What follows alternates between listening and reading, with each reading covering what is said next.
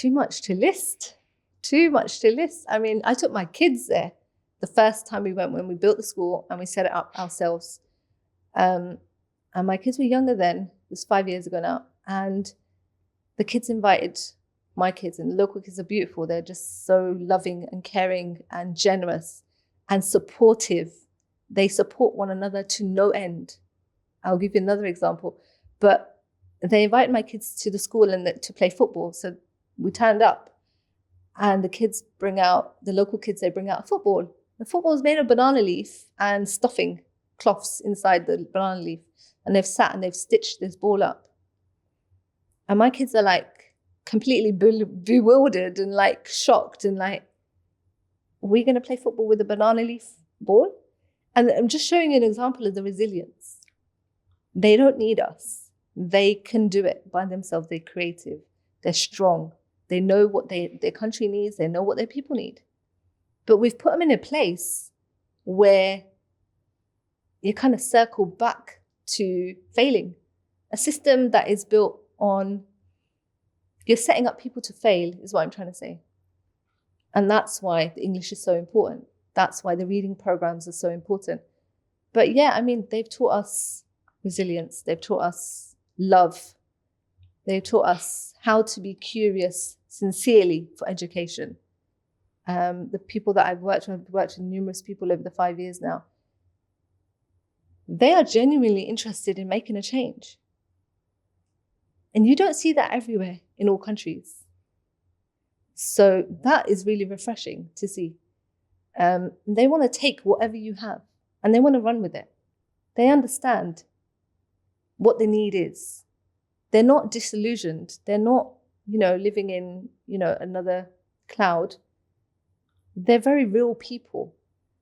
So I think there's a lot of learning. And I always say that I needed them at that moment. They didn't need me. And that's the honest truth. I needed to do this to prove something to myself. But I needed to give back to the world at that time. I needed them. They didn't need me. And they don't need me now. I walk away, they're going to be absolutely fine. And I know that. And I went thinking, they're not going to be organized. They're not going to be like this. And they're not going to be like our Western model, I was wrong. They surprised me, pleasantly surprised with their ethics, with their work culture. So definitely lots and lots of learning. But one of the biggest things that I was sharing with my kids and what we realized the first time we went was that the community raises children. They have a community, whether they're poor, whether they're rich or middle class, there's a community there and they support one another. You're not out alone. Obviously that comes with disadvantages as well and problems and gossip and all that. But there's a lot to say for communities that support one another and raise children together. Kids are playing outside, parents are feeding, even poor parents are feeding other people's children. And the example I was going to give was one of the schools that I work with. She has taken 15 orphans from a nearby orphanage because her fee-paying numbers were low. Just in the interim while she has, less children. I mean, how many schools do we know that would actually do that? And I was like, wow, let me know what you need. Do you need books? Do you need pencils? What do you need? Well, they're not looking at it like a business model. No, but it is a business model for them. But within that, they're supporting their community. And they don't have much money to do that.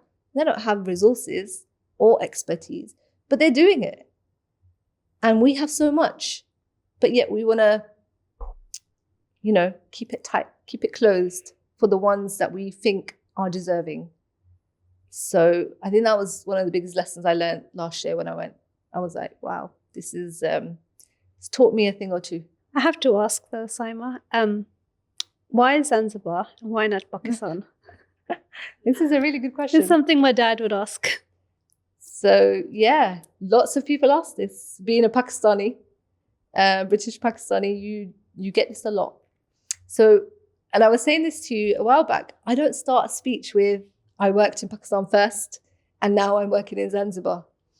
it doesn't go like that. You just, because, each country has its challenges, each country has its, backgrounds, cultures. So you have to be quite sensitive about everything.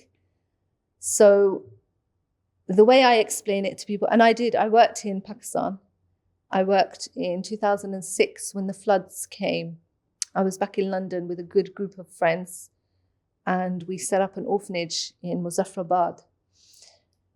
But we couldn't maintain it. So we had a lot of challenges along the way. And so I then worked with SOS Village and handed it over to them in the fear that we would lose everything that we've worked for.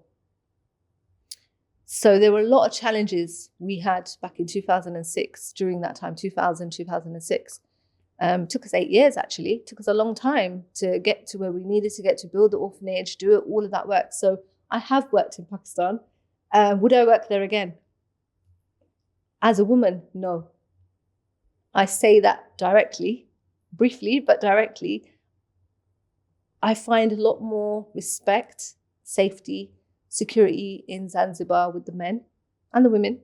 I think it's a different culture, different background. I love Pakistan. I go there regularly for shopping and hanging out at the hotels. It's a lovely vibe, lovely landscape. But if I had a male to support me, then I would go back and work in education in Pakistan. It's still a man's world. Very much so. And I think us emancipated Western Muslim women, because we can't get away from our labels, can we? We're still Western, we're still Muslim. There's so many parts to us. I think we struggle in that environment. And I didn't find that in Zanzibar, Tanzania.